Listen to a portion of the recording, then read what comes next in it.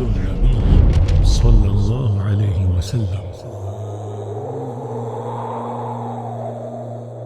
عن جابر بن عبد الله أن رسول الله صلى الله عليه وسلم قال: عرض علي الأنبياء فإذا موسى عليه السلام ضرب من الرجال كأنه من رجال شنوءة، ورأيت عيسى بن مريم عليه السلام فإذا أقرب من رأيت به شبها عروة بن مسعود،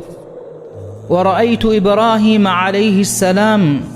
فإذا أقرب من رأيت به شبها صاحبكم يعني نفسه، ورأيت جبريل عليه السلام فإذا أقرب من رأيت به شبها دحية. جابر بن عبد الله أريهم آسفاوي هم كشور رسول الله صلى الله عليه وسلم حديث كرفيه تمن كليغ فانا النبي بيكلون دك والفونه فهي موسى عليه السلام كي سمنتر هيو فرهن كره بيكلك اكليغ فانا كي شنوء قبيلة فرهن كره بيكلفده ادي مريم غفانو دركلون عيسى عليه السلام دك وداغ النبي فهي كليغ فانا وتر بيكلك تمن كليغ فانا فني وداغ النبي عروة بن مسعود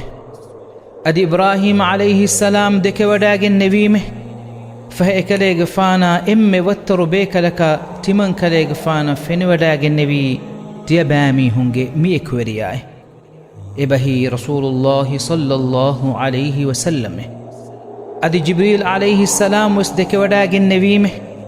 فهي كليغ فانا وتر بيكلك تمن كليغ فانا فني وداغ النبي